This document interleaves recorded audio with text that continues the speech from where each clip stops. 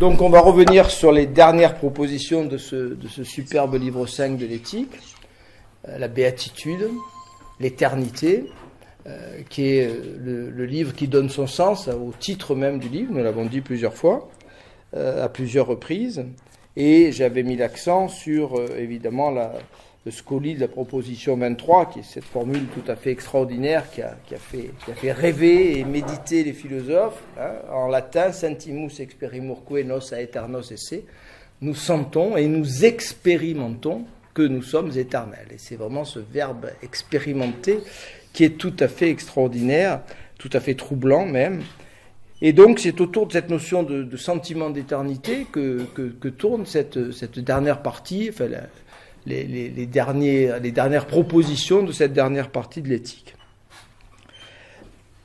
Nietzsche, je vous l'ai dit, me semble quelqu'un qui éclaire profondément Spinoza. Nietzsche découvre Spinoza en 1881, en lisant un livre sur Spinoza. Il n'a pas lu directement Spinoza. Et c'est le cas pour beaucoup de philosophes. Nietzsche n'avait pas une culture philosophique gigantesque. Il était professeur de philologie, donc il enseignait ce qu'on appellerait aujourd'hui les lettres classiques en quelque sorte. Il enseignait la littérature grecque et latine à l'université de Bâle. Il a fait des études de philologie. Alors certains en ont tiré profit pour dire il était philologue, il n'était pas philosophe, ce qui est une aberration. Parce qu'à 16 ans, il a écrit 2 petits textes extraordinaires. L'un s'appelle Fatum et Histoire, et l'autre s'appelle Libre Arbitre et Fatum. Et ce Fatum, il va revenir à l'époque du Gai Savoir. Donc 2 textes vraiment sublimes. Je disais à mes étudiants, surtout ne les lisez pas, vous n'oserez plus faire une dissertation de philosophie. Quand vous verrez que quelqu'un peut écrire ça à 16 ans, vous ne vous en relèverez pas. Donc vraiment des bijoux philosophiques. Donc il était philosophe, je dirais, de naissance. Bon, mais le hasard a fait qu'il s'est orienté vers des études de philologie, qu'il est nommé très jeune à Bâle et qu'il enseigne la littérature grecque essentiellement. Bien. Donc il n'a pas une culture philosophique gigantesque et il a souvent simplement lu des ouvrages sûrs de seconde main, sur des auteurs. Et Spinoza, il ignorait totalement Spinoza. Enfin, il savait bien qu'il existait, mais il ne s'était jamais préoccupé de Spinoza. Et donc en 1880-81, il lit un ouvrage sur Spinoza. Et je vous l'ai signalé déjà à plusieurs reprises, il écrit à son grand ami Overbeck, qui est son ami le plus fidèle, il écrit une lettre absolument touchante. Enfin, moi j'ai les larmes qui coulent quand je lis cette lettre, mais Nietzsche c'est le seul personnage qui me fait couler les larmes. Les femmes n'y sont jamais parvenues. Donc, boutade, bien entendu. Si vous saviez combien j'ai pleuré. Bon. Combien j'ai pleuré dans ma vie. Donc, il écrit à son ami Overbeck une très belle lettre, très touchante, vraiment très touchante. Je vous assure qu'elle est très touchante, cette lettre, où il dit « Je suis plus tout seul ». Il a souffert de la solitude terriblement. Il dit « J'ai un frère en philosophie, je viens de découvrir quelqu'un qui pense comme moi, qui dit comme moi, qui est vraiment mon frère en philosophie. » Voilà. Et il énumère les points, 1, 2, 3, 4, 5, voilà pourquoi c'est mon frère. C'est extraordinaire, parce que ça révèle une compréhension. Et 1 an après, donc quand il écrit le Gai Savoir, il introduit cette formule, souvent commentée, amor fati, l'amour de la nécessité, je préfère dire, que du destin, l'amour de la nécessité. Et de toute évidence, même si ce n'est pas toujours signalé par les commentateurs, il me semble absolument irréfutable que l'amor fati introduit par Nietzsche dans le Gai Savoir, c'est le décalque de l'amor intellectualis Dei de Spinoza. Il n'y a aucun doute à ce sujet. La ressemblance est trop considérable pour que ce soit le fait du hasard. Donc, l'amour de la nécessité de Nietzsche nous aide à comprendre l'amour intellectuel de Dieu de Spinoza. Qu'est-ce que c'est que cet amour intellectuel dont nous avons parlé la semaine dernière ? Eh bien, c'est l'idée que il s'agit d'aller au-delà, au fond, du stoïcisme, même si le stoïcisme a été une grande philosophie de la nécessité. Les stoïciens latins en particulier sont des philosophes très remarquables, Épictète, Marc Aurèle, mais une des formules dans lesquelles on résume le stoïcisme, la formule latine, sustine et abstine, supporte et abstiens-toi. Donc nous sommes devant une philosophie qui semble être, peut-être l'a-t-on mal comprise, mais qui semble être une philosophie de la résignation. Il s'agit d'accepter pour une raison très simple, c'est que de toute façon on ne peut pas corriger le passé, et ce qui nous est arrivé est écrit dans le marbre pour l'éternité. Donc il faut ne pas épuiser son énergie à refaire le réel. Hein, ce qui nous arrive à l'instant où ça nous est arrivé, ben, c'est éternel, c'est immodifiable, hein, même si on peut réagir, mais le fait lui-même tel qu'il est parvenu, la perte de Jean-François Mattei, ben, il n'y a aucun moyen de faire en sorte qu'on corrige cet événement. Il est là, il fait partie du monde, et dans 1 milliard d'années, il sera vrai que Jean-François Mattei nous a quittés fin mars 2014. Voilà. Donc c'est pas la peine de dépenser bêtement son énergie à refaire le monde. Bon. Donc les stoïciens, c'était développer une belle philosophie de l'acceptation, hein, en nous amenant au fond, et il y a sans doute eu des influences bouddhistes, certains en sont persuadés, il y a eu des contacts avec l'Orient, on a un côté un peu oriental là-dedans, il s'agit effectivement de recentrer son énergie dans les domaines où nous pouvons agir. Où est-ce que nous pouvons agir? Ben, sur le plan de la représentation, disaient les stoïciens. Hein, ce qui nous fait du mal, au fond, ce sont moins les événements que nos réactions émotionnelles, toute la mécanique mentale que nous subissons, parce que cette mécanique mentale, là, le bouddhisme a été remarquable à ce sujet, ça pense en nous. Hein, c'est pas, moi, je refuse qu'on attribue cette formule à Freud ou à Lacan. Hein, c'est les bouddhistes qui ont compris que ça pense en nous. Hein, ça gamberge. Hein, votre cerveau produit des pensées sans arrêt. Vous en rendez compte au moment où vous avez du mal à vous endormir, mais c'est toute la journée comme ça. Hein, bon. Sauf si vous avez pratiqué comme moi pendant 40 ans la méditation, parce que moi j'ai stoppé cette mécanique, c'est pour ça que je suis d'une sérénité absolument fascinante, mais les individus qui n'ont pas pratiqué pendant 20 ou 30 ans ou 40 ans la méditation, eh ben, ça pense en eux tout le temps. Bon, ils n'y prêtent plus attention, hein, bon, c'est comme ça, c'est leur état normal, mais au fond ça prouve quand même fondamentalement que nous sommes agis par quelque chose, que nous ne sommes pas les maîtres, et on aimerait bien retrouver quand même un petit peu de maîtrise. Donc du côté du bouddhisme, on a, je dirais, inventé des techniques qui nous permettent de retrouver, et les stoïciens sont très proches là-dessus, hein, ils pratiquent des exercices.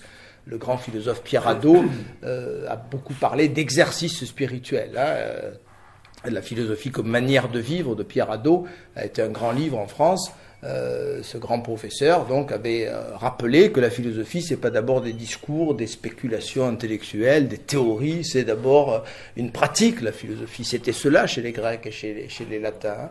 Et il faut que ça redevienne cela, et c'est un peu en train de redevenir cela. Donc les stoïciens nous invitent à des pratiques qui nous permettent de reprendre la main, passez-moi cette expression un peu triviale, mais enfin, sur notre vie, sur notre destin. Bon. Spinoza nous demande infiniment plus. Hein. Il nous demande d'aimer cette nécessité, hein, de rejoindre la totalité, la nature, c'est-à-dire Dieu, Dieu, c'est-à-dire la nature, de rejoindre cette totalité, cette infinité, de récupérer en nous, je dirais, le maximum de puissance, parce que, nous l'avons dit et répété, Spinoza a une vision dynamique de Dieu et de la nature. Hein. Et ça, c'est très important, parce que ça règle les difficultés d'une philosophie de l'approbation, parce que l'argument classique, j'y reviens en 3 minutes parce qu'on a suffisamment parlé de ça, l'argument classique c'est comment vous développez une philosophie de l'approbation, alors vous approuvez Hitler, vous approuvez Auschwitz, voilà, vous approuvez toutes les horreurs. Bon, non, on est dans une dynamique, donc ça veut dire que je ne comprends pas, moi, être humain, il s'agit d'être très humble là-dessus, Spinoza le répète bien souvent. Je ne comprends pas pourquoi le réel est un réel qui contient effectivement des choses qui, évidemment, spontanément, et c'est tout à fait naturel, et il n'y a pas à vouloir corriger cela, me semblent aberrantes et monstrueuses. On ne nous demande pas de trouver merveilleuse la Shoah, hein, il ne s'agit surtout pas de ça. Bon. Mais la Shoah a eu lieu. Bon. Elle fait partie du réel. Hein, bon. Et moi, petite particule infinitésimale, à l'intérieur de cette réalité, je fais partie d'une réalité dans laquelle la Shoah a eu lieu. Bien. Qu'est-ce que je fais par rapport à ça? Voilà. La question est très simple. Qu'est-ce que je fais par rapport à cela? Bon. Donc 2 grandes attitudes, finalement. Une attitude de jugement critique, négatif. Il se trouve que, avant-hier, c'est des choses qui m'étonnent toujours, les catholiques m'adorent. Hein, je ne sais pas pourquoi. Jamais bien compris. Non, mais c'est vrai, c'est un mystère pour moi. Bon. Donc, j'étais invité hier à dialoguer avec l'évêque, Monseigneur Rey, avec un prêtre suisse, parce qu'il me connaissait en réalité, parce que c'était une dame qui suit mes cours à l'UTL à l'UTD, parce que ça s'appelle l'UTD ailleurs, Université du temps disponible. C'est plus beau que livre, hein, madame. C'est très beau ce nom, moi j'aime bien. Bon, peu importe. Donc, c'est une dame qui m'entend régulièrement depuis des années ailleurs et qui a eu l'idée de me faire venir. Bon, eh bien, j'ai tenu exactement le propos que je suis en train de tenir devant vous ce matin. Hein. Bon, effectivement, deux attitudes. Une attitude critique. Hein, bon. Une attitude de... Alors, la soirée était précédée par des lectures de textes qui étaient très bien choisis. Et parmi ces textes, il y a un texte d'un auteur que je ne connais pas, qui parlait de se libérer du monde, effectivement, hein, en disant Dieu m'a libéré du monde. Bon. J'ai dit oui, c'est une attitude respectable. Hein. On se libère du monde, on passe à autre chose, hein, on passe à une autre dimension, on se réfugie dans ce que Nietzsche appellera les arrière-mondes, hein, on met toutes ses espérances dans une dimension d'amour, de plénitude, c'est tout à fait respectable. Bon. La deuxième grande attitude, c'est une attitude de réconciliation avec la réalité. Elle est peut-être plus difficile que la première. Hein, bon. C'est ce réel, encore une fois, moi... individu avec les moyens intellectuels et avec les émotions qui sont les miennes, je ne peux pas et je ne pourrai jamais, il faut être catégorique là-dessus, comprendre pourquoi le réel est tel que dans ce réel, il y a les horreurs, que c'est les horreurs apparentes en tout cas, que ce réel comprend. Je ne sais pas pourquoi les choses sont telles. Mais il faut pas que je me prenne pour un empire dans un empire, suivant la formule répétée et magnifique de Spinoza. Qui suis-je pour juger la réalité ? Bon, je ne sais pas pourquoi la réalité comprend ces éléments monstrueux qui me font vomir, hein, bon. Mais en même temps, ils font partie de la réalité. Et je fais partie de la réalité dont ils font partie. Hein, cette réalité dans laquelle il y a ces horreurs, entre guillemets, c'est la mienne, c'est celle qui m'a produit. Hein, c'est la réalité au sein de laquelle j'apparais, et on retrouve ici la grande idée de la nécessité que les stoïciens et les bouddhistes avaient parfaitement décryptée dès l'Antiquité, c'est-à-dire que si dans cette immense chaîne qui m'a précédé, le moindre élément avait été différent, je ne serais pas là. Hein, je suis le produit exact de la réalité telle qu'elle a fonctionné. Et comme je vous l'ai dit, je vous ai fait circuler un petit schéma que j'avais soumis à mon ami Marcel Conche. Contrairement à beaucoup de philosophes d'aujourd'hui, je suis têtu là-dessus, hein, mais c'est une qualité peut-être en philosophie parfois. Je pense que les théories du chaos ou les théories aléatoires ne changent rien au discours que je tiens. Mais vraiment rien. Bon. Que la chaîne, appelons la chaîne, qui nous a précédé, parlons de scénario, tiens, puisque j'ai utilisé le mot dans mon livre sur Nietzsche, le grand scénario, hein, le grand scénario qui nous a précédé. Que ce grand scénario soit un scénario nécessaire, dans lequel les événements s'enchaînent inéluctablement par des rapports de causalité, ce que pensait Spinoza. Et il est naturel qu'il pense ainsi. On commence à découvrir effectivement les lois de la nature avec Galilée, etc. Bon. Donc que ce grand scénario soit de l'ordre de la nécessité, de la causalité, ou qu'il soit aléatoire, c'est-à-dire que effectivement, il n'y a pas de lien causal absolu entre les éléments qui se succèdent dans ce grand scénario, ça ne change rien au discours spinoziste ou nietzschéen. Bon. Ce scénario a été nécessaire à mon apparition, quel que soit le lien ou le non-lien, l'absence de lien ou le lien radical entre les éléments de ce scénario. Je suis le produit de ce scénario, et aucun autre scénario n'aurait pu me produire. La complexité du réel est telle que je suis effectivement le produit de l'organisation de la matière, ce qu'on appelle en astrophysique les conditions initiales. Il a fallu que les molécules se forment, que les étoiles de première génération apparaissent, qu'elles explosent. Dans ces étoiles de première génération s'étaient formées des molécules plus complexes qui ont été dispersées dans l'univers, qui ont été concentrées par la gravitation dans des étoiles de seconde génération. Je vous résume les théories astrophysiques que tout le monde connaît. Je vous apprends rien. Bon, et puis des planètes se sont formées. j'avais dialogué, j'ai un souvenir ému d'un astronome, je cite son nom parce que quand on a affaire à un imbécile, il faut le rendre célèbre. Il écrivait dans Nice Matin, il s'appelait Millet, et il est venu faire une conférence à Bastia en disant la Terre est probablement la seule planète de l'univers tournant autour d'une étoile. Bon, j'avais hurlé, bien sûr, je l'avais agressé et insulté, il le méritait bien, et bien sûr j'ai eu raison. Contre un spécialiste. Aujourd'hui, vous savez qu'on décrit là les exoplanètes, on en a découvert des centaines, des milliers, on va découvrir encore des milliards certainement. Bon, c'était tellement évident, enfin, je ne comprenais pas comment on pouvait raisonner de cette façon-là, sachant la banalité au fond de l'univers et des conditions matérielles dans l'univers. Donc, des planètes se sont formées, la vie est apparue à un moment donné, Jacques Monod, autre individu infiniment plus respectable que Millet, je ne voudrais surtout pas les assimiler, monsieur respectable, enfin, un peu obtus quand même. Hein. Jacques Monod disait dans Le hasard et la nécessité, en 69, la vie est un miracle qui est apparu certainement une seule fois, et François Mauriac lui avait répondu magnifiquement, je ne sais pas, un fan de Mauriac, enfin, en l'occurrence, j'avais trouvé ça génial. Il avait dit, mais le miracle auquel moi, chrétien, je crois, il est beaucoup moins miraculeux que le miracle auquel vous croyez en tant que biologiste. Donc, Monod était persuadé que la vie était apparue une seule fois. Là encore, on n'a pas de preuve, évidemment, d'une vie extraterrestre, mais enfin, tous les savants aujourd'hui, à 99,99%, sont persuadés que la vie est partout dans l'univers. Il n'y a aucune raison qu'elle ait surgi uniquement sur la planète Terre. Bien. Donc, sur cette planète Terre, la vie est apparue, elle s'est développée, hasard et nécessité, je reprends les mots de Jacques Monod, l'humanité, au bout de plusieurs milliards d'années d'évolution de cette vie, est apparue, l'homme s'est développé, bon, et à un moment donné, moi, j'apparais dans le monde avec mon cerveau et j'essaye de comprendre tout cela. Bien. Donc, je suis le produit de cet immense scénario. Bon. Il ne s'agit pas seulement de le supporter ou de l'accepter, il s'agit de l'aimer. Bon. Pourquoi? Là, Rousseau pourrait nous éclairer, parce que nous avons en nous quelque chose qui est fondamental, et que Rousseau a nommé magnifiquement l'amour de soi. Rousseau dit, attention, l'amour de soi n'est pas l'amour propre. L'amour-propre, c'est vouloir paraître aux yeux de l'autre. Hein. C'est très méchant, l'amour-propre. Hein. Bon, aujourd'hui, tout le monde est dans l'amour-propre, on cultive son image. Hein. Bon, on est attentif. Moi, quand je mets des choses sur Facebook, mon beau-fils qui est informaticien me dit « Fais attention à ta irréputation ». Donc, j'ai appris ce mot, la irréputation.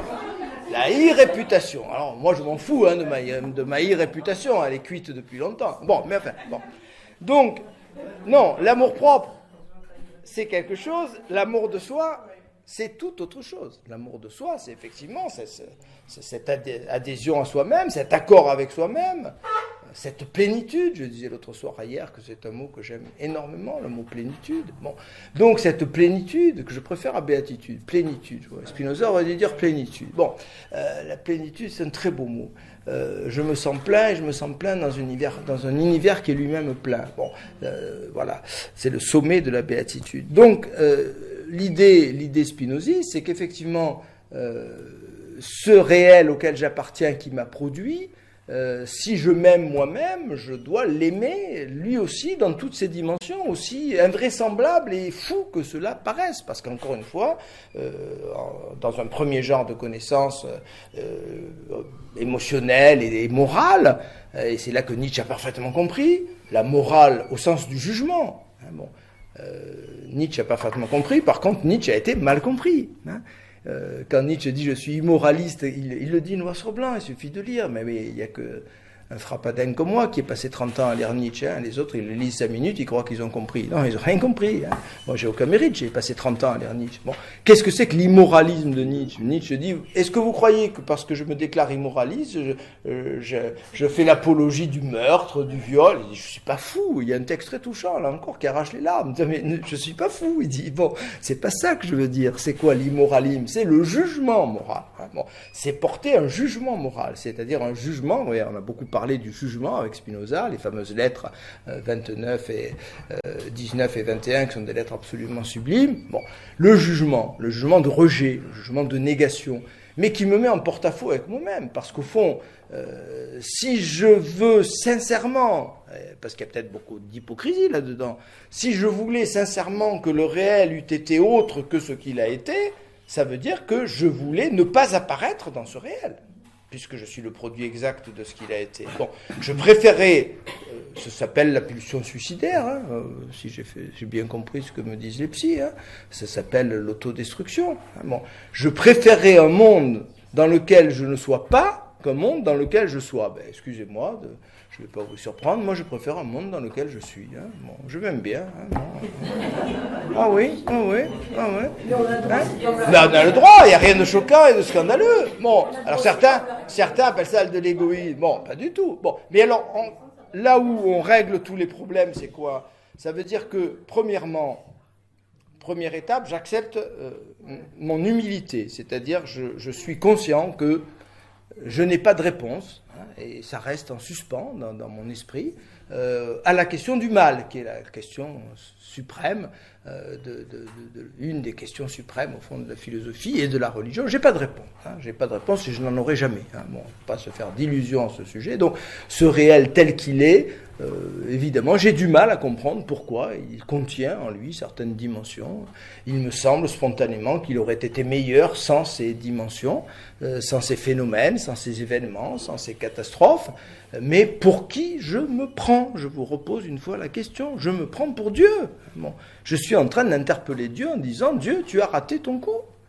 J'aurais été meilleur que toi. Moi, j'aurais créé un 20e siècle sans Adolf Hitler, sans la Shoah. Tu aurais vu le monde que j'aurais construit, moi, Dieu. Hein, tu es nul, Dieu. Tu es pas bon. » Bon, ça s'appelle un délire psychiatrique, ça. Hein, vous êtes d'accord avec moi? Ça se soigne. Hein, il y a des psys pour ça. Hein, c'est un délire. Bon.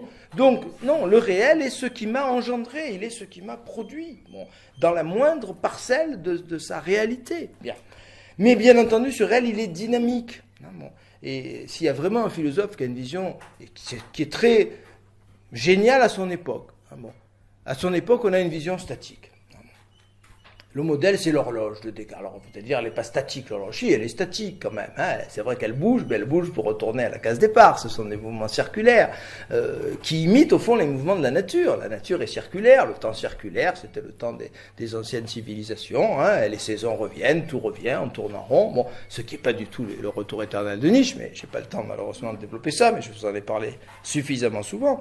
Donc, c'est vrai que l'horloge, elle tourne, mais elle est statique en réalité. Hein. Elle tourne pour revenir à la case départ. Bon, suivant la célèbre formule du guépard, hein, il faut que tout bouge afin que tout reste pareil. Bon, donc tout reste pareil. Bon, c'est pas du tout. Alors donc c'est la vision de Descartes, c'est la vision de Galilée, ça sera encore la vision de Newton. Encore Newton a accentué encore ce côté circulaire et mécanique de la nature. Bon, la mécanique céleste, hein, c'est bien un terme des astronomes. Bon. Spinoza n'a pas du tout cette vision. Alors, est-ce que c'est sa culture juive? Est-ce que c'est autre chose? Bon, les spécialistes s'interrogent. Mais en tout cas, il n'a pas du tout cette vision. La nature est puissance. Puissance de manifestation. Hein. Dieu, c'est une puissance de manifestation. De Dieu émerge de la nature. Alors, je vous rappelle cette distinction majeure entre natura naturans et natura naturata. Hein. Nature naturante, nature naturée. Qu'appelons-nous la nature? Deux choses très différentes. On appelle nature l'ensemble des réalités, des objets, les planètes, les cailloux, les êtres vivants, les éléments. Bon. Mais on appelle nature aussi ce que les Grecs appelaient magnifiquement physis, qui a donné physique. Physis, ça vient d'un verbe phuein, qui veut dire croître. Croître. La nature, c'est ce qui fait croître, c'est ce qui fait pousser les feuilles au printemps, c'est ce qui fait grandir un enfant, un embryon dans le ventre de sa mère. Bon, c'est ce qui fait que les choses bougent et se développent et ne sont jamais immobiles. Hein, bon, grande idée grecque, hein, cette physis. Bon, donc on a beaucoup perdu quand on a traduit physis par natura. C'est pour ça qu'ensuite on est obligé de corriger en ajoutant natura naturans, natura naturata. Hein. Le Dieu et la nature dont parle Spinoza, c'est la natura naturans. Hein. Bon, cette puissance infinie, éternelle, dont tout émerge sans cesse. Et là, on peut faire des rapprochements avec la physique quantique, avec le bouddhisme. Je ne vais pas m'y hasarder. Ça sera peut-être une conférence, finalement, au restaurant de Bandol, à l'hiver prochain, au Galet. Hein, bon. Donc, de cette nature émergent sans cesse des réalités. Et moi-même, en tant que parcelle de cette nature, de ma nature profonde, à laquelle je dois m'identifier, encore une fois, dans une adhésion, qui doit être le contraire même d'un rejet, de ma nature, émergent également des actes, des créations. Évidemment, il y a des exemples qui sont plus spectaculaires que d'autres. L'artiste, de sa nature émergent des œuvres, l'écrivain, etc. Mais de chacun d'entre nous, à son échelle, à sa mesure, est une réalité de ce genre. Bien. Et donc, ça résout la contradiction dans laquelle on veut enfermer les philosophes de la nécessité.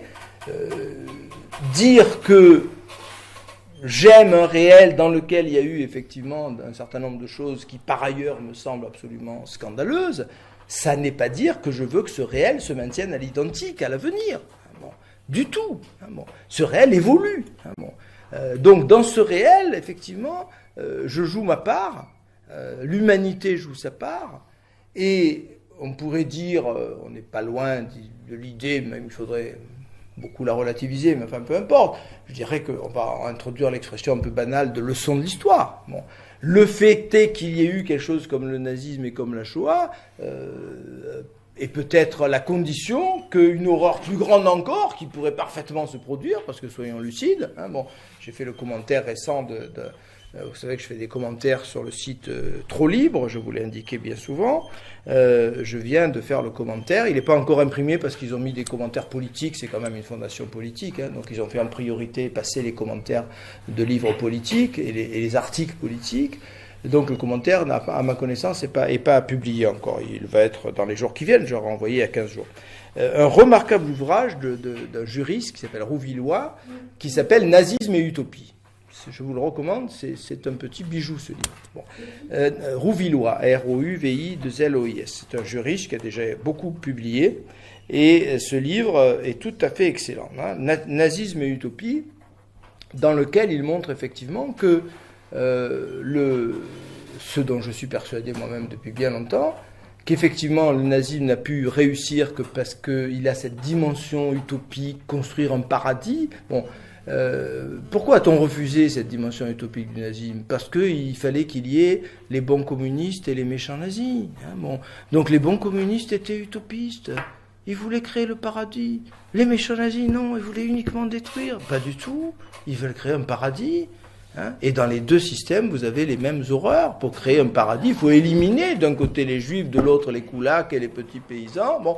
Et quand j'ai fait à la Garde en 2004 une grande manifestation, Claude y a participé, s'en souvient, et tous les panneaux de cette exposition sont sur mon site internet, je vous les recommande. Donc j'ai fait une grande exposition, on a été la seule ville en France avec Strasbourg à célébrer le 15e anniversaire de la chute du mur de Berlin.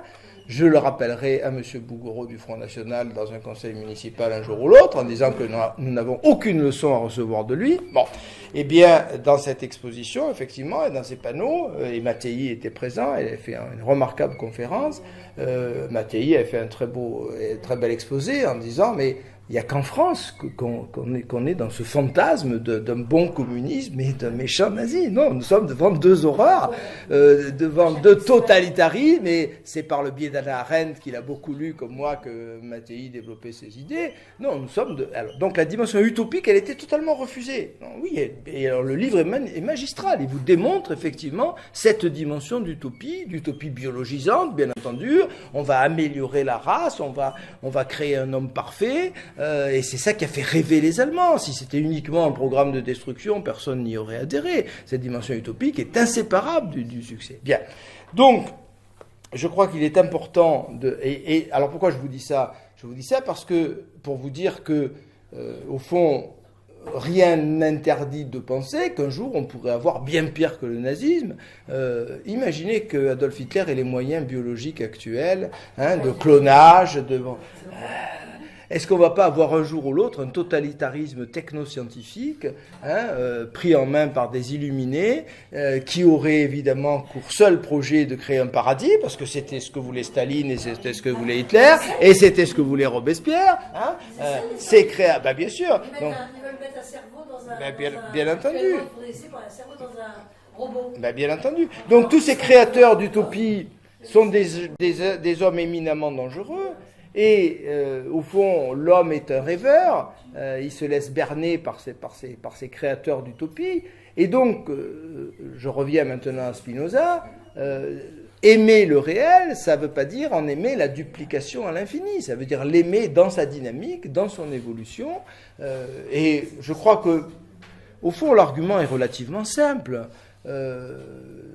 Aimer son parcours, aimer sa vie, c'est s'aimer dans son évolution. Bon, j'ai été un bébé qui, comme vous, faisait caca dans ses couches. Et ben, je vous assure que je suis devenu propre. Je vous demande de me croire sur parole. Et pourtant, j'étais un être merveilleux quand j'étais enfant, mais j'ai pas voulu continuer. Enfin, la nature a pas voulu que je continue dans mon mode de fonctionnement des premiers mois de mon existence, même si c'est une période magnifique à certains égards. Bon, nous sommes des êtres en évolution. Donc, aimer le réel, c'est pas vouloir qu'il se répète indéfiniment, c'est au contraire vouloir sa dynamique, vouloir son perfectionnement, vouloir son évolution, etc. Bon. Et c'est là qu'on arrive à cette idée d'amour. Alors, pourquoi intellectuel? C'est le dernier point que je voudrais reprendre, parce que c'est l'entendement qui est la clé de tout. Pour arriver à cet amour, à cette réconciliation, Nietzsche parlera, lui, de réconciliation, en disant... cette magnifique formule que j'ai beaucoup commentée dans mon premier livre, L'individu éternel, où Nietzsche dit « Le retour éternel, c'est la formule d'approbation la plus haute qui se puisse concevoir ». Ça, c'est une formule absolument capitale, formule d'approbation la plus haute. On ne peut pas plus approuver le réel qu'en vouloir la répétition éternelle, bon, et participer à cette répétition éternelle. Donc, de quoi s'agit-il? Il s'agit effectivement de passer par l'intelligence, aucun salut hors de l'intelligence, chez Spinoza. Alors certains vont dire que c'est très intellectualiste, sauf que c'est le philosophe qui laisse une part considérable à l'émotion, qui distingue les passions tristes et les bonnes passions, et qui nous demande d'aller vers la béatitude, qui est une sorte d'émotion, comme on va le voir dans la dernière proposition d'éthique. Donc, vous voyez que c'est quand même complexe, c'est subtil, Spinoza. Bon.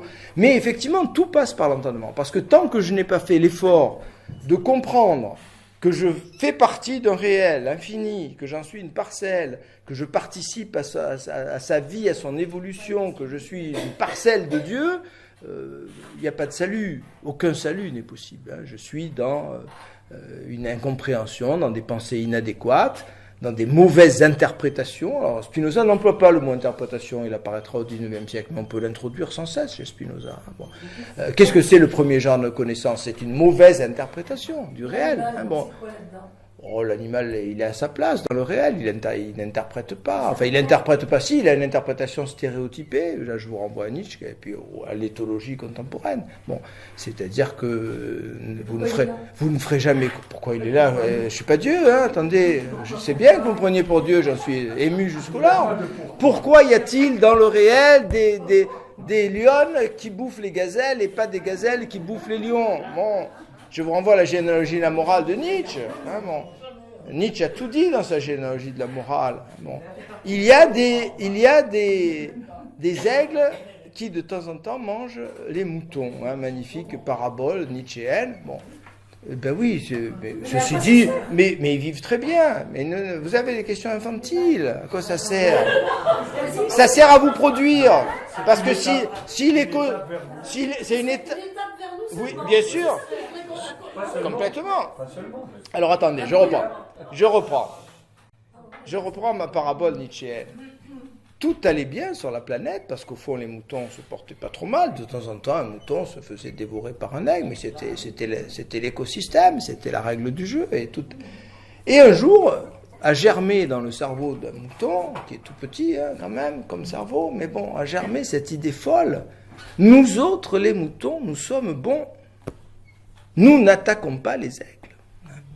Le drame, c'est pas que les moutons aient cru ça, parce qu'après tout, si ça peut leur faire du bien aux moutons, hein, il faut être gentil avec les animaux. Bon. Mais le drame, c'est que cette idée saugrenue a pénétré la tête des aigles, et que les aigles se sont dit, mais effectivement, nous sommes mauvais, nous mangeons les moutons qui ne nous mangent pas. Et c'est là le début du nihilisme, c'est le début de la catastrophe, c'est le début des mauvais jugements, c'est le début du renversement des valeurs. Là aussi, bon, thème très très mal compris, mais on est très très près de Spinoza. Bon. Donc, dans ce réel, effectivement, vous avez une formule magnifique de Spinoza qui a beaucoup lu Hobbes, qui est un grand admirateur de Hobbes. Bon. le fameux état de nature de Hobbes, que Hobbes a résumé dans la formule maladroite, en fait, hein, homo homini lupus, l'homme est un loup pour l'homme. Bon.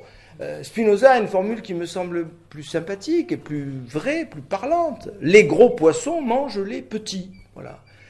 Mais il y a toujours un petit qui est plus gros que le plus petit, et ainsi de suite. Bon, tout poisson mange un autre poisson. Hein, bon, c'est la chaîne alimentaire. Bon, donc les gros poissons mangent les petits. Bon, alors bien sûr, on va dire que c'est injuste. Hein, on aimerait un peace and love des poissons, hein, où ils s'embrassent sur la bouche dans l'océan, plutôt que se dévorer les uns des autres. Mais c'est une aberration intellectuelle. La nature est telle qu'effectivement, il y a ces rapports, ces hiérarchies, ces puissances. Bon, alors, c'est là qu'on a beaucoup d'hypocrisie et de mauvaise foi. Je proteste contre ce système quand je suis dans la position du dominé. Hein. Quand je suis dans la position du dominant, ce système, il me convient parfaitement. Hein. Mais quand je suis mangé par un plus gros poisson que moi, alors je trouve que le monde est mal fait. Hein. Mais quand je mange un petit poisson, je trouve que tout va bien et que j'en redemande, hein, de la nature. Bon. Donc, beaucoup d'hypocrisie, beaucoup de mauvaises interprétations. Donc, là, on se rapproche effectivement des stoïciens. Hein. Ce qui nous fait mal, c'est l'interprétation. Au fond, et il y a de grands philosophes qui ont dit ça, au XXe siècle y compris, je vous donne la parole, qui ont dit que, alors ça remonte au bouddhisme et aux stoïciens, au fond, ça n'est jamais les événements en tant que tels qui nous font vraiment souffrir. Hein. Bon, bien sûr, il y a des événements agréables ou désagréables, ce serait aberrant de le contester. Mais au fond, et c'est là qu'on retrouve l'animal ou l'enfant, et donc ce n'est qu'une parabole, et Nietzsche fonctionne comme La Fontaine, qui est au fond qui nous a joué un mauvais tour, La Fontaine. Hein. Il nous a parlé des animaux, mais il ne parle pas des animaux, La Fontaine. Il parle des hommes, que des hommes. Bon. Donc finalement, il a joué un mauvais tour à la philosophie de cette façon-là. Et Nietzsche parle des hommes quand il parle des aigles et des moutons. Les animaux ne se posent pas de questions. Bon, y a pas, vous n'avez jamais vu de manifestation de moutons. On en a marre d'être mangé par les aigles. Droit des moutons, Amnesty International des moutons. L'enfant aussi, alors Cyrulnik dit de belles choses là-dessus, et d'autres éthologues. Bon, l'enfant a une sorte de capacité d'endurer les choses alors c'est là que je ne suis pas en accord avec mon ami Marcel Conche. Marcel Conche a commencé son itinéraire philosophique en disant l'horreur suprême, c'est le mal fait aux enfants, parce que l'enfant ne comprend pas, donc il subit de plein fouet. Et on a discuté 1000 fois avec Marcel là-dessus. Et là, on est en désaccord profond, et c'est un désaccord insurmontable, et il le sait. Et c'est bien qu'on ait des désaccords entre philosophes. Hein.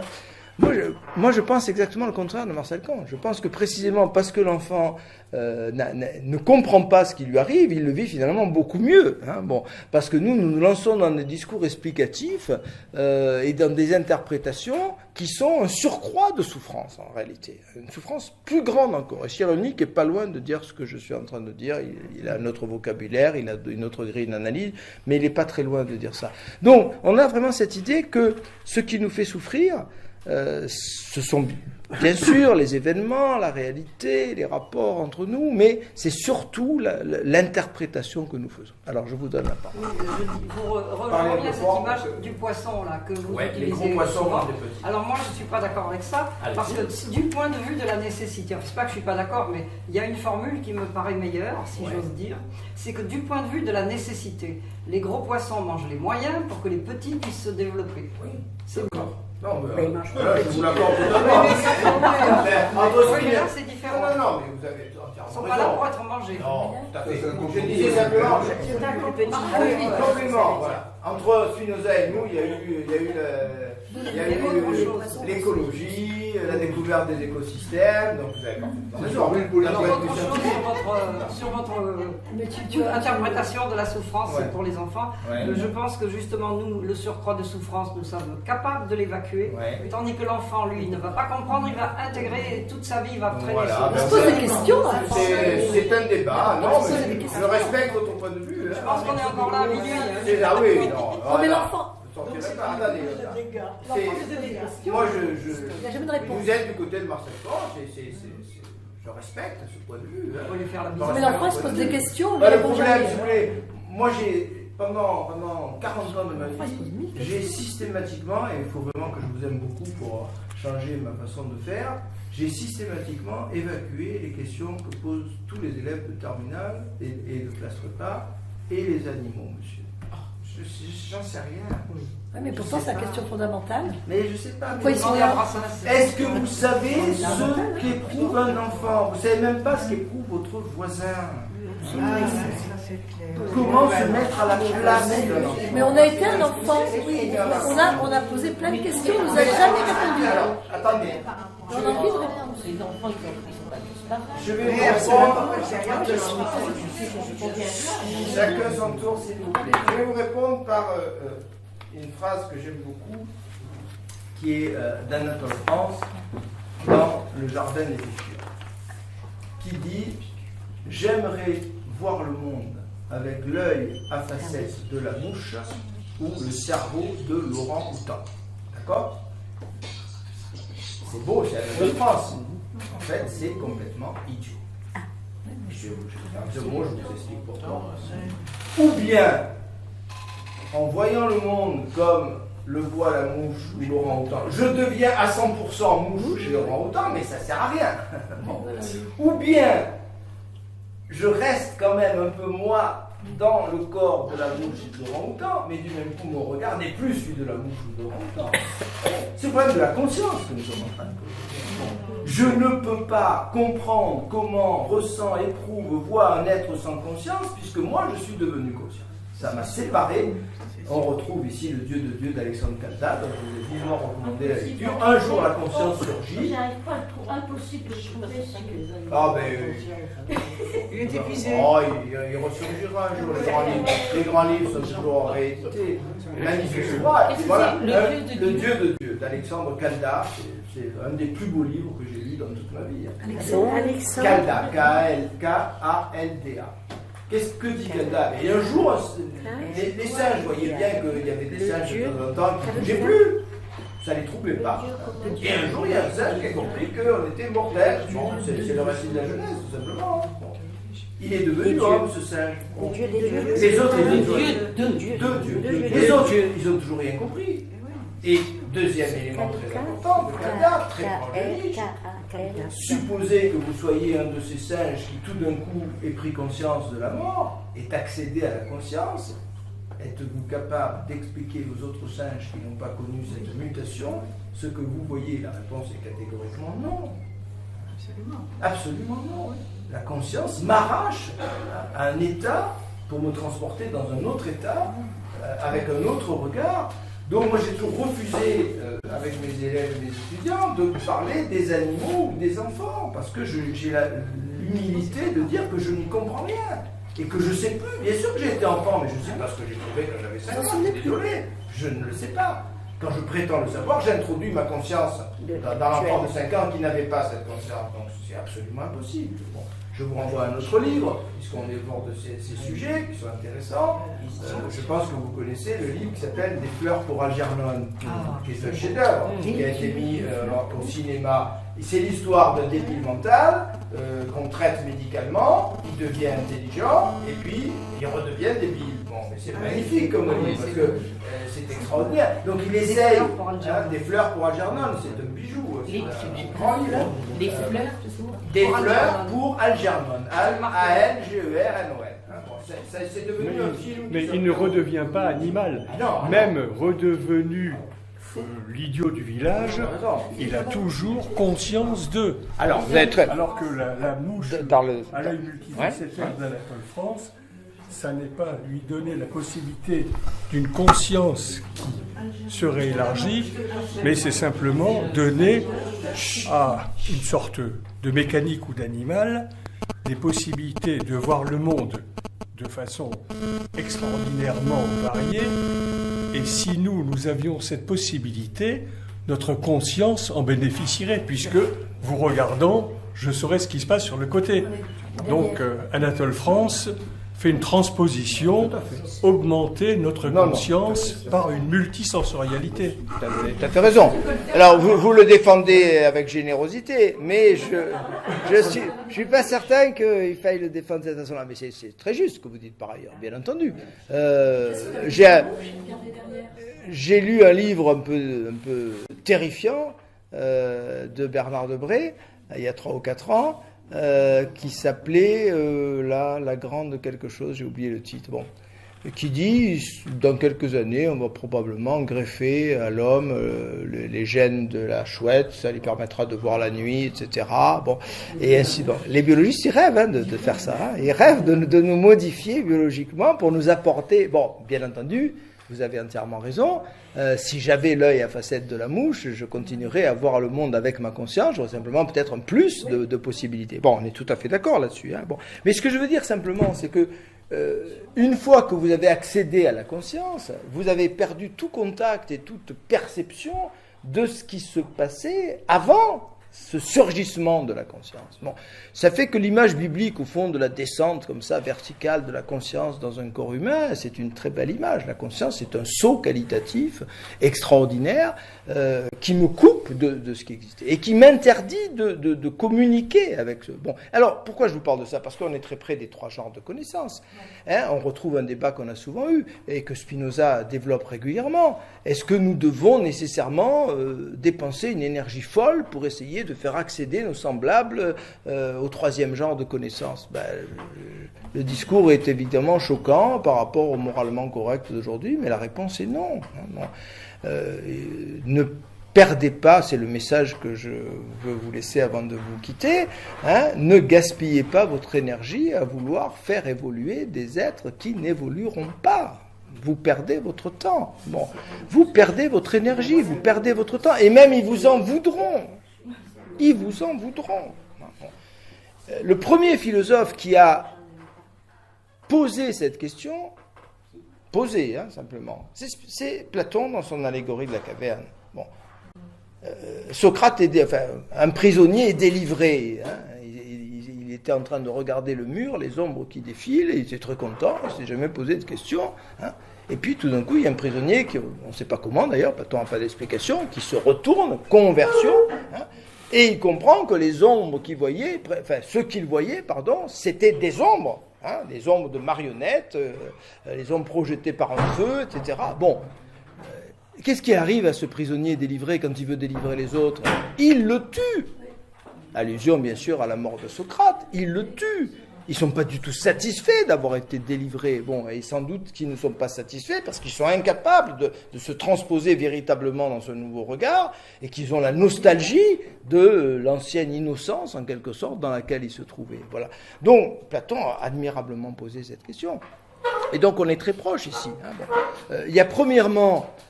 il y a à la fois une question, je dirais, théorique et une question éthique, pour employer le jargon d'aujourd'hui, hein, que j'aime pas beaucoup, mais bon. Il y a une question théorique d'abord, hein, que Alexandre Calda pose remarquablement. Bon, est-ce que, intellectuellement, j'ai la capacité de transmettre ma nouvelle expérience à ceux qui ne l'ont pas? Hein, bon. La réponse est non. Hein, bon. Le singe qui est devenu homme ne peut pas expliquer aux autres singes ce qu'il voit. Il est incapable de leur transmettre, hein, c'est son nouveau regard. Hein, bon. Et quand dans un zoo, si vous êtes arrivé, vous jetez des bananes au singe, je vous garantis que le singe pense que le singe c'est vous. Hein, et il a toutes les raisons de le penser. Hein, bon, hein, il a toutes les raisons de le penser. Nietzsche a une magnifique formule dans le Gai Savoir où il dit les animaux pensent très probablement que l'homme est l'animal fou. Hein.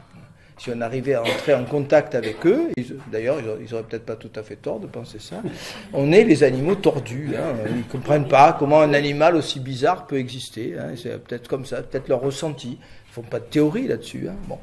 Donc l'idée est très simple, ça veut dire qu'effectivement, intellectuellement, j'ai perdu le contact avec ceux qui sont à un autre stade évolutif, hein, bon, qui sont en deçà de la conscience, cette conscience qui permet l'interrogation, qui est à la recherche d'explications, qui est à la recherche des idées adéquates, pour employer le jargon spinoziste, bon, et que éthiquement ou moralement, moi je ne fais pas trop la différence entre les deux, il n'y a pas à se culpabiliser de ne pas vouloir sauver l'ensemble du genre humain, parce qu'il faut peut-être accepter de même qu'il y a des petits poissons, ça nous arrache les larmes, mais c'est ainsi qu'ils sont mangés par des plus gros poissons. De même, il est peut-être écrit, entre guillemets, dans le système gigantesque de la nature et de l'évolution de l'espèce humaine, que nous sommes à des degrés évolutifs différents et que il ne faut pas nécessairement s'apitoyer.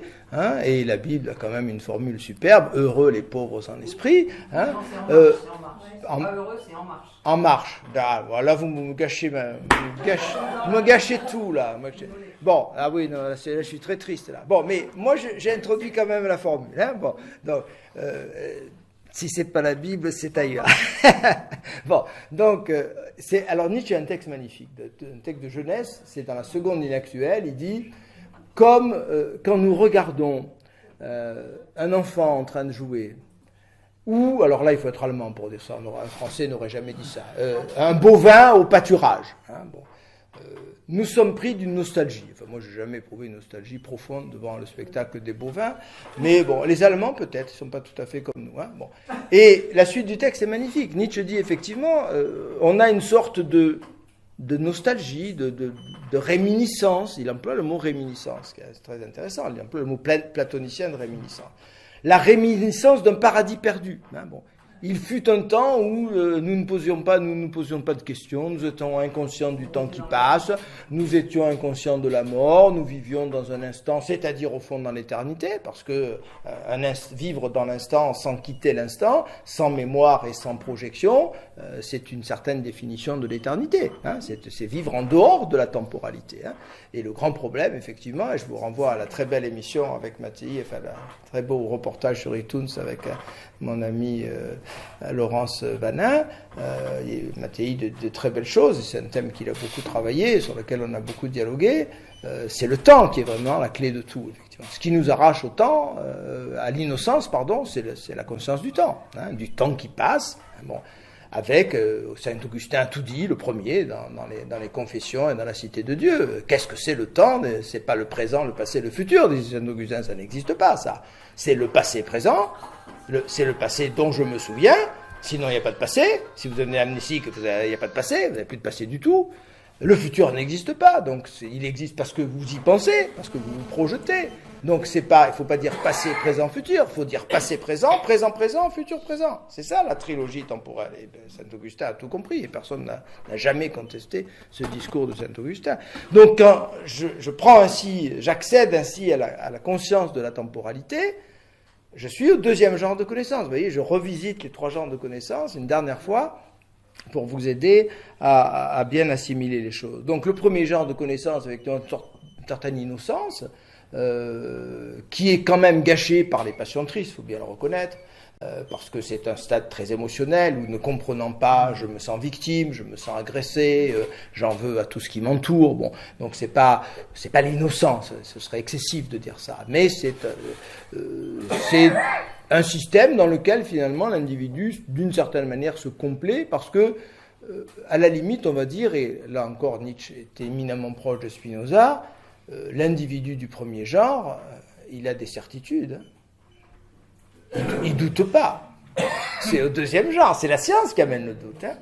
C'est la science qui amène le doute. C'est l'entendement qui amène le doute. Au premier genre, je ne doute pas. J'ai mon système. Je vous renvoie à Nazisme Utopie. Hein.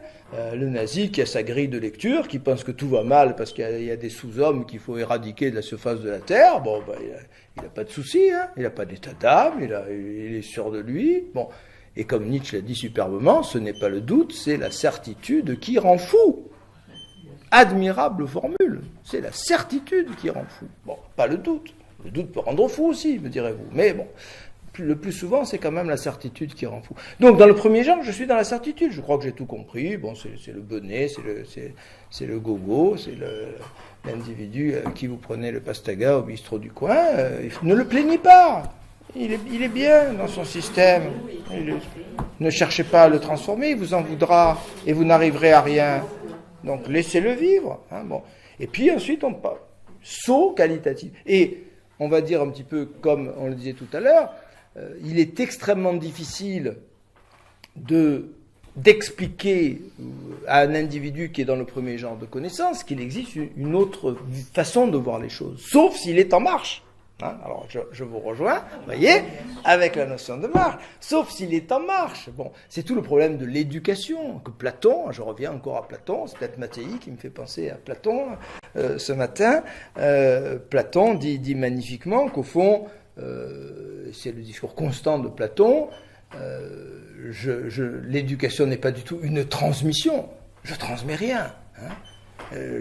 J'aide quelqu'un à retrouver ce qu'il possède en lui et ce qu'il sait déjà. Hein. Je réveille une âme, hein, bon, la réminiscence. Donc, bien entendu, Spinoza a parfaitement intégré cette idée. Bon, il ne s'agit pas de faire l'apologie d'un égocentrisme forcené où chacun ne s'occupe que de lui-même. Il ne s'agit pas de ça.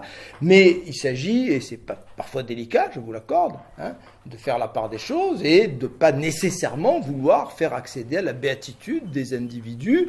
De même, alors là je vais employer, avec mon ami Marcel Conche, je partage une fascination pour Montaigne. Montaigne a dit prononcé cette phrase qui l'amènerait aujourd'hui devant un tribunal international. Il y a plus de différence entre un homme et un chien qu'entre un chien et un chien. Hein, bon. Entre un homme et un homme, pardon, qu'entre un homme et un chien. Il y a plus d'écart entre certains hommes qu'entre certains hommes et certains chiens. Ça l'amènerait devant Amnesty International, je vous le garantis. Il n'y a aucun philosophe. Moi, si j'écris cette phrase dans un livre, je vous garantis que j'ai un procès. Hein. Je termine au tribunal. J'ai plus le droit de dire ça. Mais comme je vous aime beaucoup, je vous le dis. Mais vous le répéterez à personne. Hein. Bon. Vous ne le répéterez à personne. Hein. Bon, c'est pas moi. Bon, donc,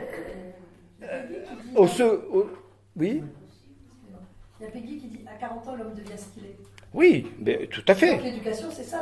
Oui, tout à fait. Devenir donc la formule nietzschéenne, emprunter un peu d'art, devient celui que tu es. Bon. Donc, certains deviennent ce qu'ils sont. Hein. Bon, certains. Bien. Donc, oui, je vous en prie. Répétez la phrase de Descartes. Il y a plus de différence entre un homme et un autre homme qu'entre un homme et un chien. Je cite de mémoire, hein, mais c'est le sens de la phrase. Hein, c'est pas une citation littérale, mais c'est vraiment ce qu'il dit dans les essais. Hein. Il y a parfois plus de différence entre un homme et un autre homme qu'entre un homme et un chien. Voilà. Bon. C'est très dur comme formule. Mais à l'époque, ça choque personne. Hein. Bon, ça choque personne. Bon. C'est un discours qu'on va qualifier peut-être d'aristocratique, de non égalitaire. Bon, voilà. Donc, on en arrive au troisième genre maintenant. Le troisième genre de connaissance, c'est, au fond, deuxième genre nous a fait passer de l'innocence à la temporalité. Je suis dans la causalité, je suis dans la succession, je comprends comment les mêmes causes produisent les mêmes effets, donc je décrypte la chaîne causale, je comprends qu'est-ce qui fait que les individus agissent comme ils agissent, que ceux qui me font du mal n'ont pas nécessairement des intentions mauvaises, ils suivent leur programme en quelque sorte, ils font ce qu'ils peuvent avec les moyens qui sont les leurs et la nature qui est la leur, et ça me libère des passions tristes. Ça ne veut pas dire encore une fois, j'insiste lourdement, que je dois accepter tout ce qu'on me fait. Hein. Je répète la phrase de Stirner, qui est une phrase admirable. Hein. Le tigre qui veut se jeter sur moi pour me manger a raison, moi qui le tue, j'ai raison. Bon. Le tigre suit sa nature, mais moi je suis la mienne. Hein. C'est pas parce que le tigre est plus fort que moi et qu'il a décidé de me dévorer que je vais me mettre à genoux en disant oui, petit tigre, je t'en prie, fais de moi ton hamburger. Hein. Non, moi j'ai un autre programme, et mon programme il va être de tuer le tigre. Alors, ce sont des métaphores, tout ça, bien sûr, un peu dangereuses, que Nietzsche utilise et d'autres, et Stirner, bon, mais ce sont des métaphores. Pourquoi accepte-t-on de La Fontaine qui parle du loup et de l'agneau et qu'on refuse à Nietzsche et à d'autres de parler de l'aigle et du mouton non, je crois que ce sont des métaphores, ce sont des symboles, ce sont des formules métaphoriques qu'il faut interpréter, bien évidemment. Hein, bien. Donc, le deuxième genre de connaissance me fait pénétrer dans la temporalité. Or, la temporalité est insupportable. Hein, elle est insupportable. Parce que nous avons, comme dit magnifiquement Alquier, un désir d'éternité. Et là, C'est un débat qu'on a eu l'autre soir avec l'évêque hier. Un désir. Est-ce qu'on a un désir d'immortalité? Est-ce qu'on a un désir d'éternité? Bon. Ce sont des choses éminemment différentes. Éminemment différentes. Bon. Le refus de la mort, avec l'idée que je veux continuer, alors soit ce que Platon appelait l'immortalité du pauvre, c'est-à-dire la descendance, je continue à exister puisque j'ai des enfants, des petits-enfants, alors le pauvre malheureux qui n'engendrait personne, alors lui, il est cuit. Bon, non, c'est quand même très, très injuste comme discours. Bon, mais enfin, peu importe. Donc, ou bien j'invente effectivement des arrière-mondes, pour employer le jargon nietzschéen, c'est-à-dire j'imagine une survie après la mort de mon corps dans une autre dimension, donc je ne meurs pas totalement. Alors certains sont allés très loin en disant mais oui, la mort en fait, regardez, c'est une naissance la mort. Hein. Bon, je veux bien, hein. On peut tout dire. Hein. Donc on est à autre chose. Bon, oui, pourquoi pas. Bon. Mais Spinoza et d'immenses philosophes comme Nietzsche et Spinoza, et quelques autres, nous disent tout autre chose. Hein. Ils nous disent, nous n'avons pas un désir d'immortalité, c'est très mauvais au fond, c'est très, très, très coupable, c'est très dangereux, pardon, pas coupable, c'est très dangereux, parce que ça crée du ressentiment. Hein. Nietzsche démontre magnifiquement, il est celui qui l'a le mieux démontré, comment ces constructions mentales sont engendrées par ce qu'il appelle la haine. Hein. J'en veux au monde d'être ce qu'il est, un monde dans lequel je meurs. Je veux le punir, ce monde. Hein. Donc je le déclare mauvais, je le déclare même plus que mauvais, je le déclare irréel. Tu n'es pas le vrai monde. Le vrai monde, c'est celui auquel j'accéderai après ma mort. Bon. C'est de la vengeance. Nietzsche, à mon avis, vous n'êtes pas obligé de me suivre, mais je vous décris le raisonnement nietzschéen. Bon. Alors qu'il n'y a aucune vengeance dans le désir. Et c'est là qu'Heidegger s'est complètement planté. Hein. Et à mon avis, volontairement, pour se débarrasser de Nietzsche, qui est un plus grand philosophe que lui, incontestablement. Bon. Donc, dans le désir d'éternité, il n'y a pas l'once d'une vengeance. Je me venge de rien, au contraire, je dis oui. Je dis oui à un monde dans lequel j'apparais et disparais. Hein. Mais pour pouvoir lui dire oui, sachant que j'ai en moi un désir d'éternité, il faut que j'accède dans ma vie à une certaine dimension d'éternité. Voilà le pari, le programme, le challenge, comme on dirait aujourd'hui, que se sont lancés à eux-mêmes Spinoza et Nietzsche. Bon. Comment trouver au cœur du temps l'éternité, et non pas en dehors du temps, et non pas après le temps, et non pas dans une autre dimension que le temps. Comment trouver au cœur du temps lui-même cette éternité à laquelle j'aspire. Donc vous allez être obligé d'acheter mon premier livre, L'individu éternel, remarquable ouvrage. Il n'y a eu que 2 livres en français entièrement consacrés au retour éternel. Il n'y en a pas 3, il y en a 2. Hein, bon. Il y a eu le livre de Pierre Klossowski, très difficile à lire, très littéraire, mais beau en même temps, hein, qui s'appelle Nietzsche et le cercle vicieux, qui est sorti dans la fin des années 60. Et puis il y a Granarolo, L'individu éternel. N'en cherchez pas de troisième, il n'y en a pas. Il n'y en a pas. L'individu éternel, c'est Chevrin. Ça restera mon petit titre de gloire. Je suis celui qui a fait pénétrer Nietzsche dans cette grande maison philosophique qui s'appelle Vrin, qui n'avait jamais publié un seul livre sur Nietzsche et qui n'en a toujours publié aucun à part le mien. Hein. Donc ça, c'est un exploit. Hein. Vrin est le grand éditeur philosophique français, place de la Sorbonne. Hein. Vous pouvez aller le voir si vous allez à Paris. C'est très beau, Vrin. Hein. 6 place de la Sorbonne. Bon, Vrin, c'est l'éditeur qui publie des textes sur le Moyen-Âge, sur Descartes, sur Kant, mais pas sur Nietzsche. Bon, mon livre a été accepté en 1993, vous voyez, 21 ans, hein, c'est pas hier, hein, 21 ans, et il se vend toujours, parce que l'avantage merveilleux que j'ai eu avec Vrin, contrairement à des amis qui sont publiés aux presses universitaires ou ailleurs, c'est que Vrin ne met jamais au pilon les bouquins. Hein, bon. Jamais, mais pas au pilon. Il met pas.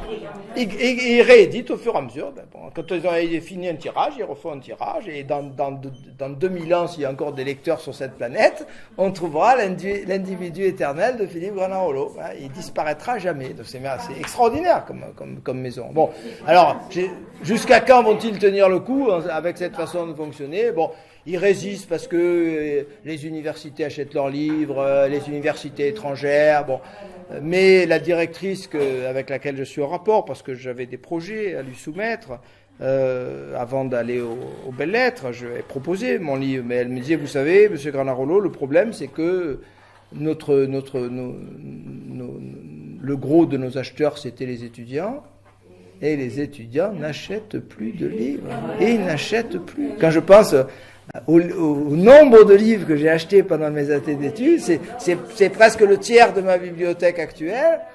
Les étudiants n'achètent plus de livres. Et donc, du même coup, ils Sur les tablettes, il n'est même pas sur les tablettes. Si, sur les tablettes, certains. Oui, ça viendra peut-être. Oui, oui. Certains sont sur tablette. Certains sont. Bon, alors certains sont numérisés.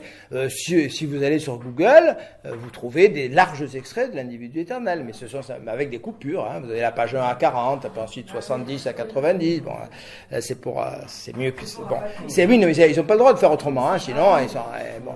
Et donc ils rusent avec les copyrights en fonctionnant de cette façon-là. Ils devraient donner des royalties aux gens qui viennent. Ils le font pas. Hein, par contre, ce qui a été mis en place, qui est quand même pas inintéressant depuis déjà 10 ou 15 ans, c'est que c'est le système des droits sur photocopie. On considère que dans toutes les bibliothèques où mon livre est présent, des gens ont photocopié des passages entiers de ce livre et je touche des droits d'auteur qui sont évalués un petit peu à la louche. Hein, et je touche plus de droits d'auteur de cette façon-là que sur les livres vendus. Hein, parce que bon, mon livre il date de 93. Hein, tous ceux qui devaient l'acheter l'ont acheté. Hein, donc il y a plus grand monde qui... Si, il y en a encore, j'en vends une vingtaine ou une trentaine chaque année, ou 50 parfois les bonnes années. Mais bon, je vous garantis que c'est pas avec ça que je me nourris. Hein. On rachètera le premier. Voilà, donc, mais vous le trouvez en vente, hein, il est en vente sur Amazon, il est en vente sur les sites, il est toujours en vente. Bon, alors, ils m'ont peut-être... Non, j'allais dire quelque chose, mais comme c'est enregistré, je le dis quand même. Je peux pas le dire. Alors, j'en arrive, pour terminer très rapidement, qu'on a eu le temps d'échanger un peu, à la dernière proposition. Donc, la béatitude, proposition donc dernière, 42, n'est pas le prix de la vertu, mais la vertu elle-même. Cet épanouissement n'est pas obtenu par la réduction de nos appétits sensuels, mais c'est au contraire cet épanouissement qui rend possible la réduction de nos appétits sensuels. Alors, il n'y a rien de bien nouveau, mais il faut quand même s'arrêter un instant là-dessus. La béatitude n'est pas le prix de la vertu. Bon, il s'agit encore une fois chez Spinoza de couper court. Et là, Nietzsche, une fois de plus, je suis obligé de dire, sera très proche de briser les illusions finalistes. Bon. Et la perversion, finalement, du finalisme. Je fais des efforts parce que j'essaye de... Ce sont toutes les morales classiques, ce sont les religions. Il ne s'agit pas forcément de les dénoncer. Elles ont pu jouer un rôle utile, Nietzsche le dit carrément, dans une certaine étape de l'évolution humaine. Mais on m'encourage à quoi ? On m'encourage à brimer ma sensualité, mes instincts, et on me dit que si j'y parviens, j'obtiendrai ici-bas, ou plutôt après ma mort, le bonheur éternel, etc. Donc la béatitude, c'est la récompense, hein, c'est l'objectif. Bon. Mais il se trouve que un siècle après Spinoza, on aura Kant, qui de la même façon que Spinoza, Kant n'aime pas beaucoup Spinoza, Kant est très chrétien, Spinoza est panthéiste, mais il sera très proche. Kant dira, il est totalement immoral de vouloir être moral pour atteindre une récompense et obtenir une récompense. Il n'y a rien de moral là-dedans. C'est un impératif hypothétique, comme le dit magnifiquement Kant. Si on me démontre que, si je suis moral parce que j'espère une récompense et et uniquement pour ça, et qu'on me démontre que je n'obtiendrai pas cette récompense, ben alors je truande et je tue mon voisin. Il n'y a aucune raison de se gêner, hein, puisque mon seul objectif c'était le bonheur dont je serais privé. Bon, donc Kant dira quelque chose de très proche. Donc c'est un antifinalisme radical ici. Hein. Et donc l'idée, et c'est aussi en même temps, comme le montre la dernière partie de la phrase, la réduction de nos appétits sensuels, une sorte d'inversion tout à fait intéressante, avec cette idée qu'il s'agit... On est toujours dans le positif avec Spinoza, et Nietzsche ne s'y est pas trompé. Donc, Il ne s'agit pas d'entrer en guerre, et c'est là qu'on est loin du stoïcisme finalement, malgré toutes les proximités. Il ne s'agit pas de mener une guerre farouche, terrible, contre ses instincts, sa sensualité, sa sexualité, etc. Non, il s'agit de développer tout ce qu'il y a de positif en nous. Hein, et le reste viendra par surcroît, en quelque sorte. Hein. C'est en développant ma force d'affirmation, en développant mon conatus, en développant ma puissance d'agir et en recherchant cette puissance précisément, en sortant de la passivité, en sortant de la faiblesse. C'est en développant cette puissance que je vais effectivement, mécaniquement, me débarrasser des mauvaises passions, des mauvais instincts. Ça ne doit pas être un objectif, ça ne doit pas être une guerre. Parce que cette guerre, au fond, ce serait une guerre contre la nature et contre moi-même, et ces instincts font partie de ce que je suis. Non, il s'agit, encore une fois, alors on va dire, oui, mais alors, vous approuvez, on retombe toujours dans le même discours. Certains vont dire, vous voyez, Spinoza, c'est monstrueux, donc il nous demande d'approuver les pires instincts que nous avons en nous. Si j'ai en moi un instinct sadique, il faut que je le développe. Non, je suis un être en évolution. Bon. Donc, il ne s'agit pas de vouloir que perdure les instincts que je découvre en moi. Il s'agit de développer ma puissance, de développer, au fond, ma perfection. Ma perfection. La nature a fait de moi un être pensant. Je ne sais pas pourquoi, encore une fois. Je n'ai pas de réponse. Elle a fait de moi un être intelligent, un être capable de comprendre ce qui lui arrive. Donc j'ai en moi cette faculté merveilleuse qui s'appelle l'entendement.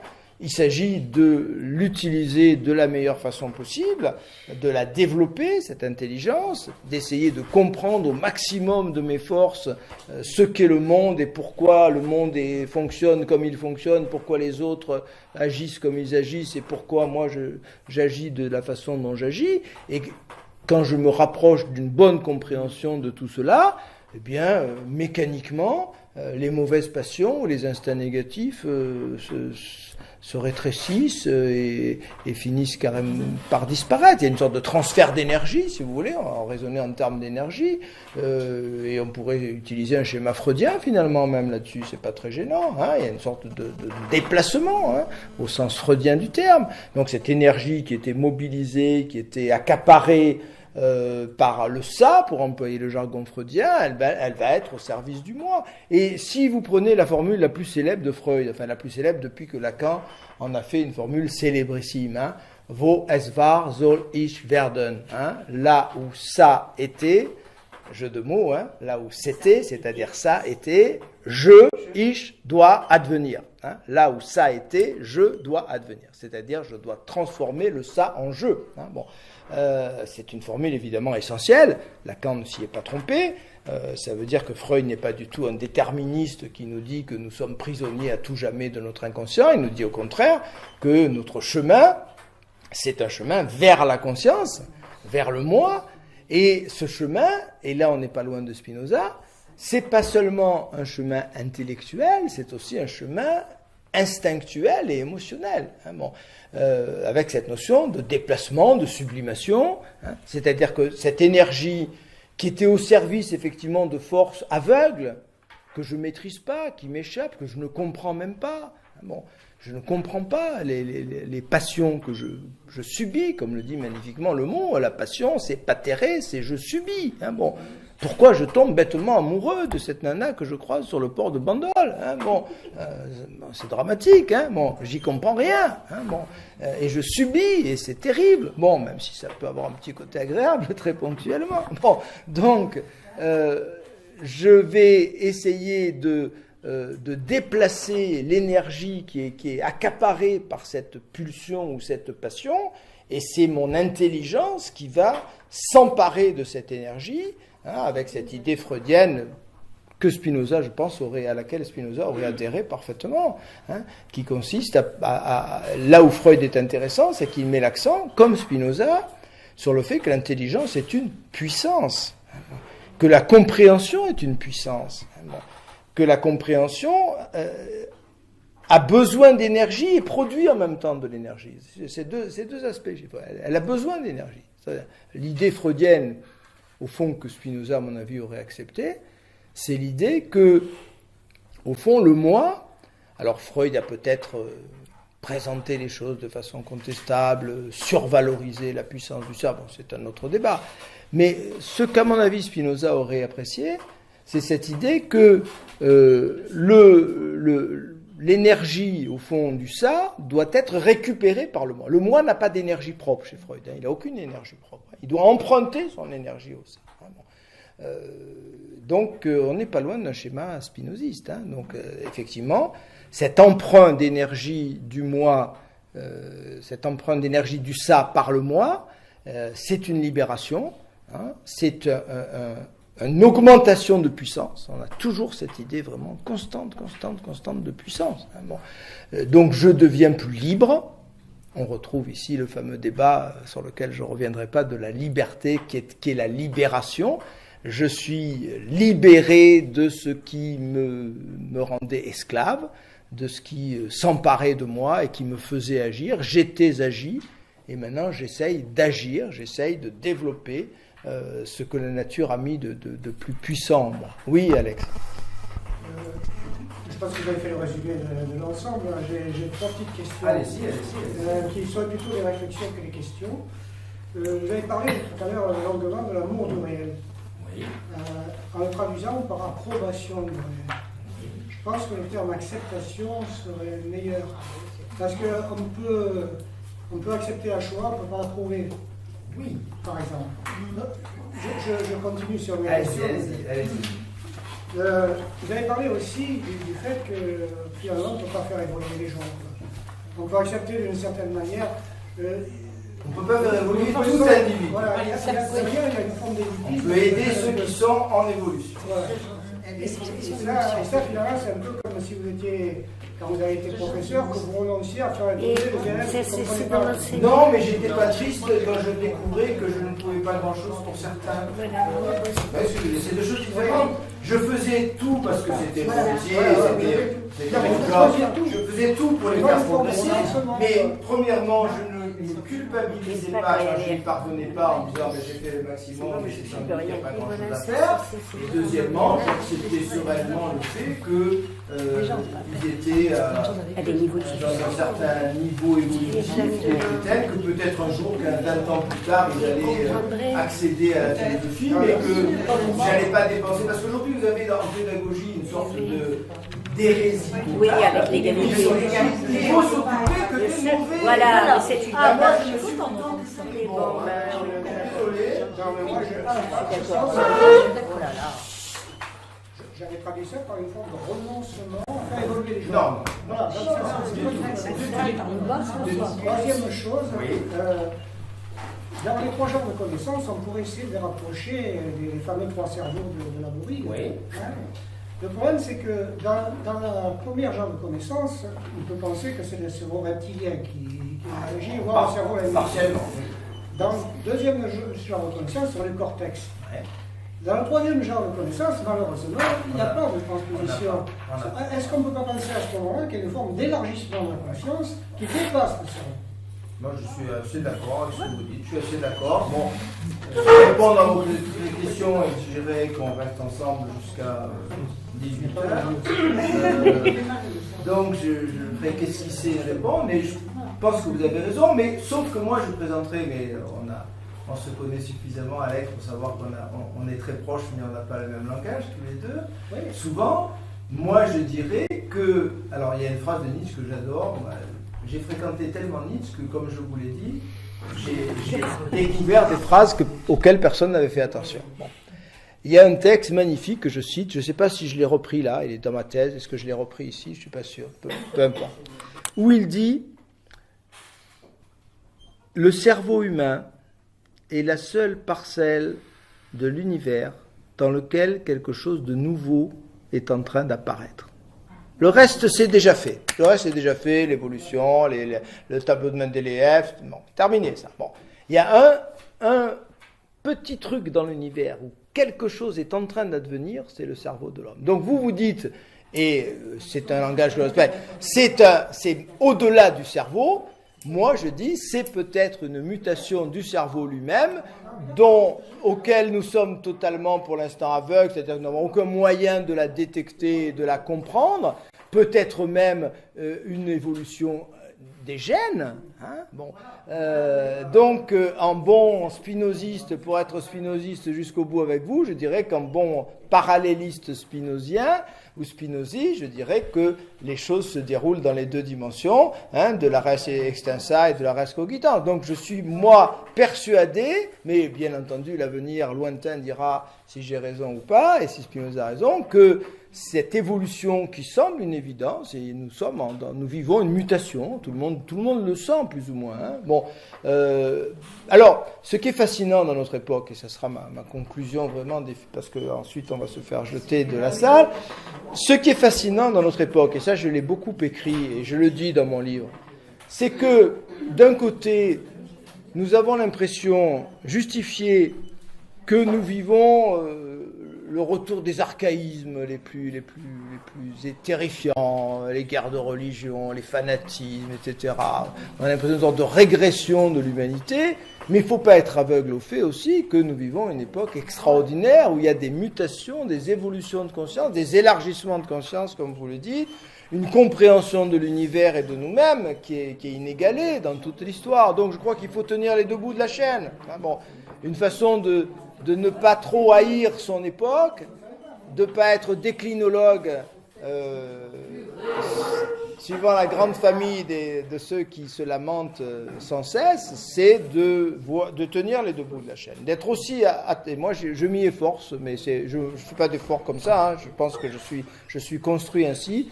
Je m'efforce de voir les deux pans de la réalité. Hein, et voilà. Juste à ce les convictions sont des prisons. Ça mérite beaucoup de réflexion par rapport à tout ce qu'on vient de dire. Eh bien, vous avez eu le mot de la fin.